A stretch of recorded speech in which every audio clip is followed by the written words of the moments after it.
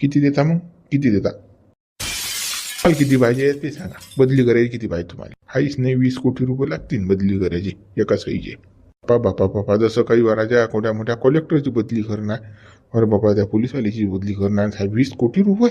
हा, आता तुम्ही मला सांगून राहिले का तुम्ही किती खाल्लं, किती तोडला मतदारसंघ, दाबून हाणलं ना? आता 20 कोटी काय जास्तच का तुमच्यासाठी ते?